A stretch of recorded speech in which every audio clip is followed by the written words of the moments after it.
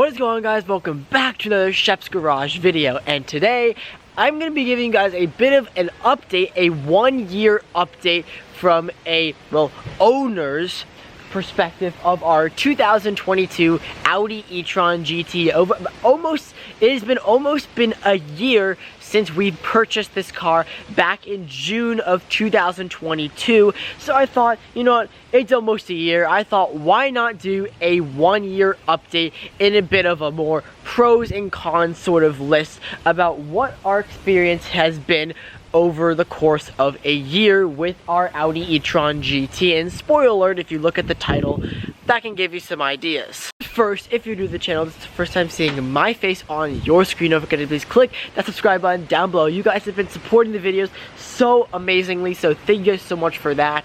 We're at like 980 subscribers, so like 20 more to 1,000. So thank you guys so much for all the support lately. It's been just a huge like honor, I guess, for all the support lately, and it's really just gonna help me become a full-time YouTuber in the future. So if you want more car videos, I'm gonna start doing more car shows as the summer starts to appear, I guess. So without further ado, let's get started with the e-tron GT. But first, a bit of an overview of this car and just some little like housekeeping things before we get out of the way. So this is our 2022 Audi e-tron GT, and this is the Prestige trim. So it is the highest version of the standard e-tron GT before you push up into the RS e-tron GT, so the more powerful version of it.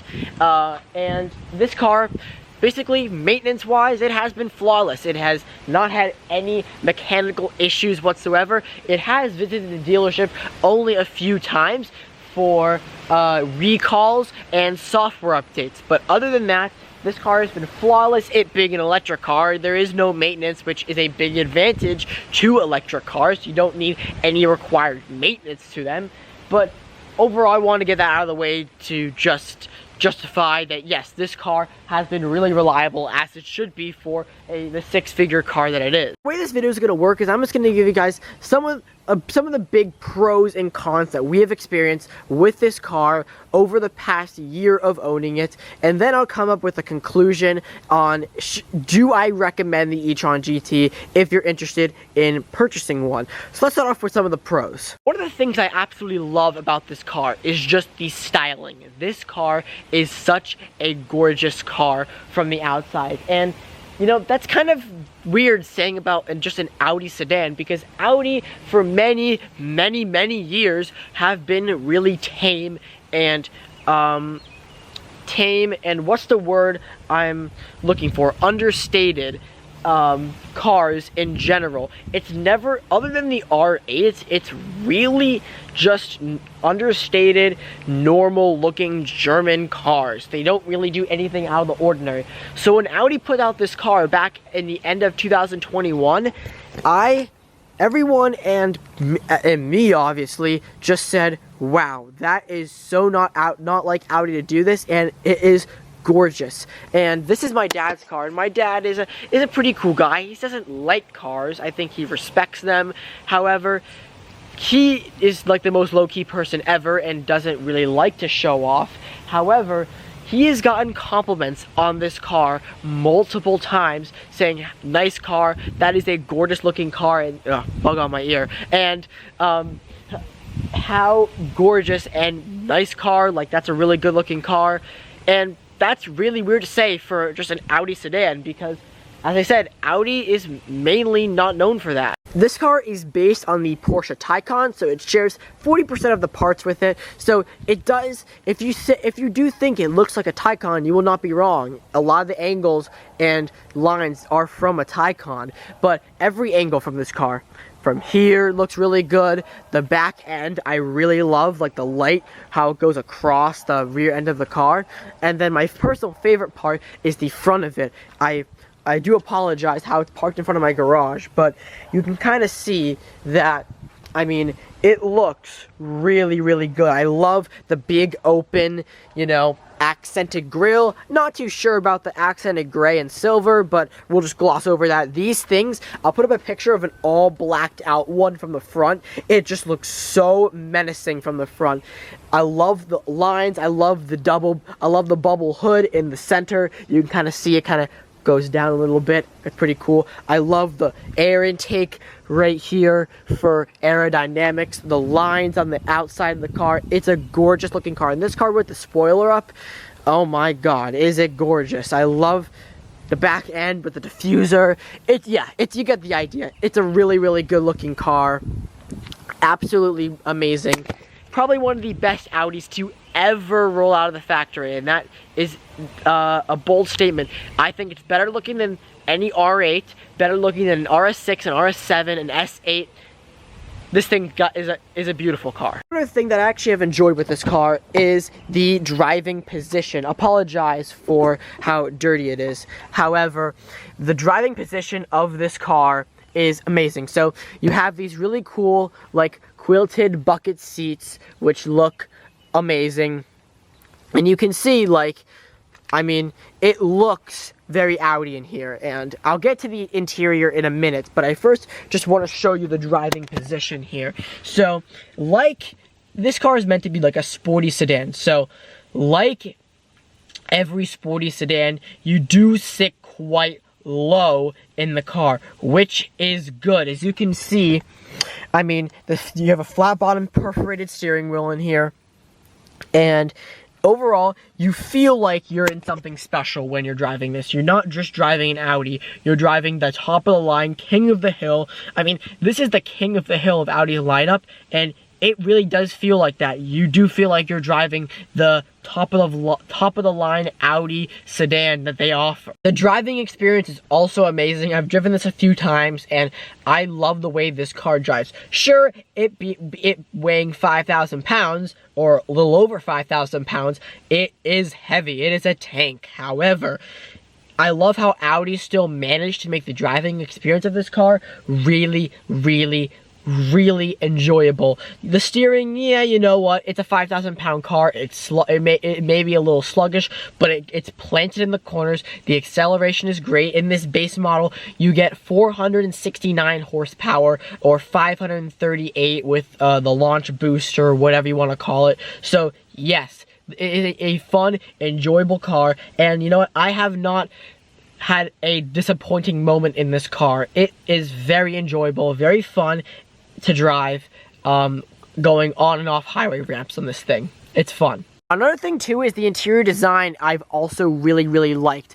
This car, it being an Audi, you know, Audi has the sort of sensibleness and sort of low-key, like I said, nonchalant sort of interior, and it is no exception here.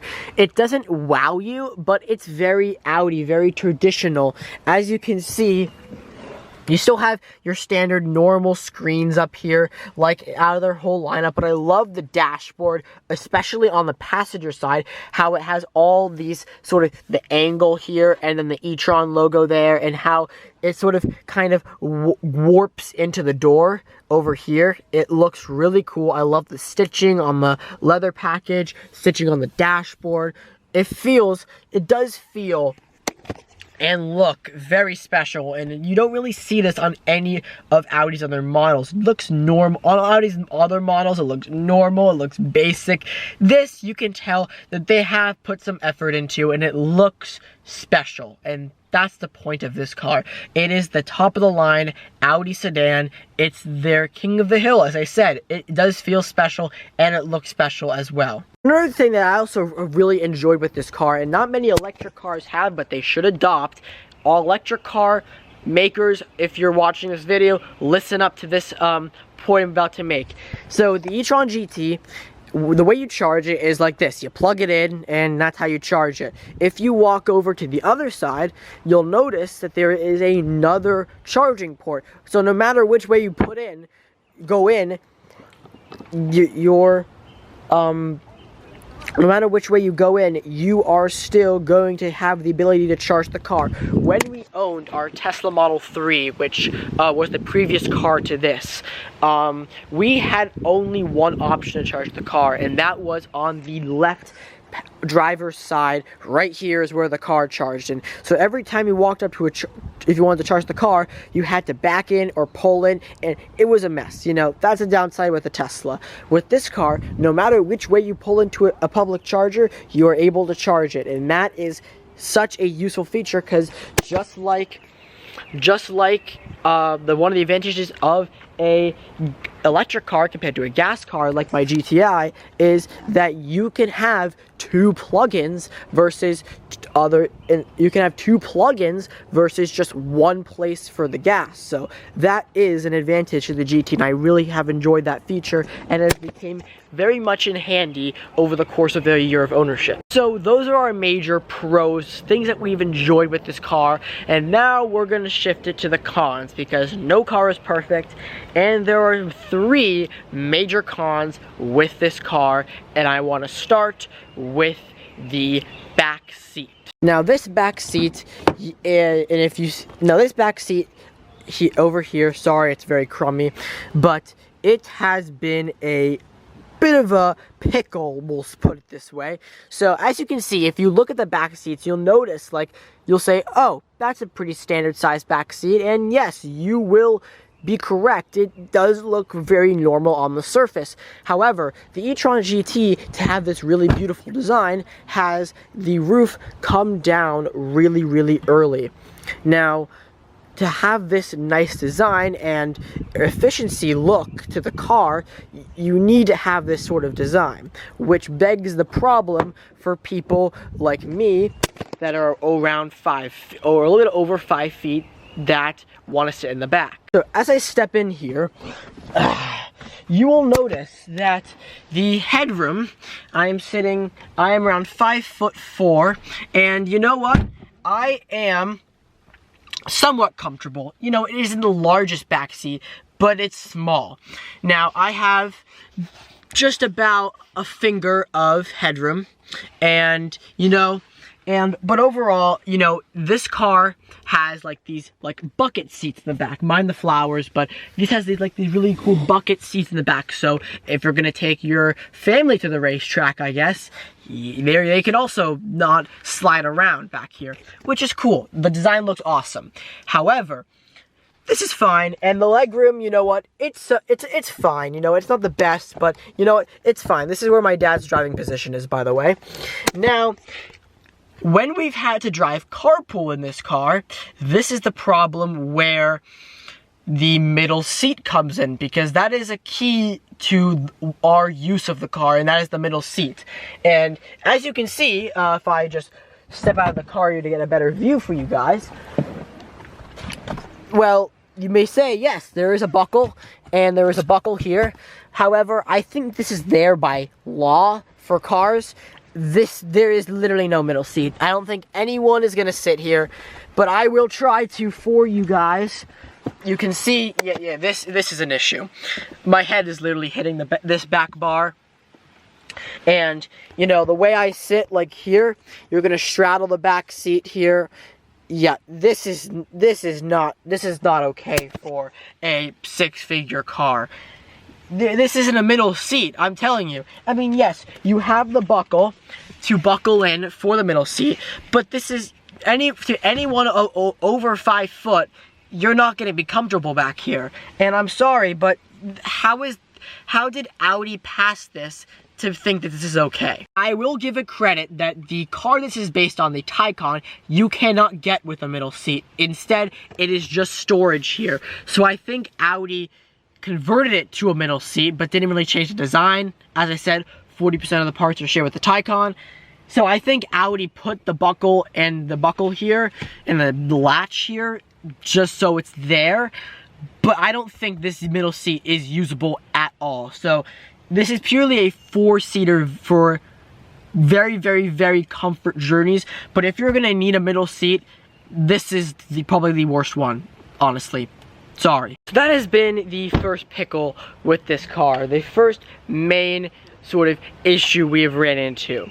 The second big issue we have ran into is the trunk space. So let me pop the trunk here and show you what I mean. So the trunk space looks like this, and you may say, oh, well, that's pretty normal until you see where it ends. So it ends just about right there, and as you can see, my dad's golf bag is in here longitudinally. This is, I think, one of them. I don't know if he has another one or not, but this car has a cargo space storage of 9.2 cubic feet. And if you compare that to a Model S, which I'll put up on the screen, a Lucid Air, which I'll pull up on the screen, and just for great measure, an EQS. This car's trunk space is very substandard compared to those cars. This is a problem for where if you want to bring multiple golf club bags in this car, you can't. And as you can see, the only way to fit the golf clubs in here comfortably is to mount them this way, which if you have golf clubs, you really can't fit anything else in here. I mean, it's small, and I think that Audi had to do this for the large rear motors in the back, and also to give the rear seats some actual leg room. Otherwise, if they made any bigger trunk, you would have to cut your seat space. So I think that that's why this trunk space is so small, but nonetheless, it's been a pain in the butt, because when we've wanted to use this trunk space, you barely can really fit anything here. A round of groceries is probably the max that you can put in here. Now, for those saying, yes, there is a front trunk, and you will be right. There is a front trunk. Push the button right there, and the front hood opens, undo the latch, and there's the front trunk. Sorry for all the pollen, but it's really only big enough for the charging cable. So it's literally just, if I take this out, it's just that. And it's really nothing. So that's a no-go. You can't really fit anything in there. So you really just have the rear trunk space, which if you carry golf clubs and sports equipment around all the time, it's non-existent. So this trunk space is very disappointing in this car. And once again, I think they had to do this because of the sort of overall design of the car. I think they really didn't have a choice. I do wish that they made this car like a hatchback, like the Model S and the EQS, to where the trunk lid went all the way up the rear window. Maybe that would have been able to have some better space, but obviously they didn't do that, and the trunk space is just the way it is. And you know what? It has been quite disappointing for the time we've owned this. It really just can't be a practical daily, basically. But those two issues haven't really been as bad as the first issue, the last issue big issue that we have ran into with this car, and that is the range. Now, the range on this car, by the EPA estimate was 238 miles. That was when this car came out from Audi. That was what people said, 238 miles. And yes, I do believe that 238 miles is the range of this car. I am not doubting that by any way, and I'm sure other owners I've seen reach 238 miles, and that's great and all. But what I'm talking about right now is our experience with this car in the range. And since we've bought this car brand new, 0-mile car, we have never seen 238 miles of range. The max we've gotten up to is around 205, 210 at 100% charge. Usually with electric cars, you don't charge them up to fully to 100% and you charge them up to 80. So we usually always charge to 80 at every single night. And we have been doing that basically right as around the fall started, we put it to 80, and the car was getting around 100 you know, close to 180, 185, maybe 190 miles. So, you know what? It's not the longest range in the world, but it does. My dad's retired, so he doesn't really go anywhere. So, you know what? It's fine for him. However, the problem really gets to the point where in the winter time with the range in this car, in 6 months out of the 12 months in a year here, it is cold, it is chilly, it gets below, most of the time it gets below 20, and that's where this car struggles. In the winter time, we have seen around 120 to 140 during the winter time, and there are times that it's even lower than 120 and it goes into just the hundreds. And I have no idea why this is. I put a post out on the e-tron GT forum on Facebook, and people says that this is normal winter range. For someone that does do a good amount of driving in the winter, you know, overall this car does have 5,000 miles for the total around year we've owned this car. And you know what? For the time that we do want to drive this car more, we do want to drive the electric car more, but we just can't because of the range of this car. It's unreasonably short if this is the range we're getting. We took this car to Audi to see if they can figure out the issue with this car, and they said that everything is fine, everything is normal. So that has been our biggest hiccup with this car, is the range. That as of right now, it's getting around 150 on a charge, 140 on a 80% charge, and you know what? That's pretty disappointing for a six-figure, top-of-the-line Audi electric car. For only like 150 miles, this is our experience. This is the issue here. I don't know if it has to do with every night plugging it in because the range is so short. I don't have no idea if it's because the car is kept outside. I don't know if it's because we're charging it during the colder times. But whatever it is that we're doing, this car, range-wise, is not great. And because of this range issue, we are seriously considering on getting rid of this car and replacing it with some other electric car, or just going back to gas entirely until the electric car from Audi is more perfected. I don't know if we'll go with a different electric car like a Taycan or an EQS, or maybe we'll go to a gasoline car for this and then get rid of the Q8 and get something. I don't know what we'll do, but we are seriously considering on getting rid of this car because of the range issue. I'm sure it works in warmer climates like California and Florida, but it doesn't work for us, and it's disappointing because this car is just such a cool car. So, overall, the e-tron GT, it's a beautiful car. Exterior, interior, the driving experience is fantastic. However, if you live in a colder climate, I just can't recommend it to you. It feels like that Audi's battery technology is just behind everybody else right now. I've heard so many great things about, obviously Tesla's ahead of everybody, but the Lucid, the EQS, I've heard so many great things about those during cold weather, and the e-tron GT is just lacking, and it's unfortunate because this is such a cool car from Audi. So if you live in colder weather, unfortunately, I can't recommend this car for you, and you may have to go and find something else. But until Audi improves the battery technology in their e-tron cars, I feel like that this car is just an car if you really need to drive it. That is the 1-year update with our e-tron GT. So if you ever do see a video saying farewell to the e-tron GT, well, you may know why, because of the range issues. So thank you guys so much for watching this video. If you did, smash that like button, comment down below any other videos you guys want to see, subscribe if you're new, and I'll see you guys in the next one. Peace.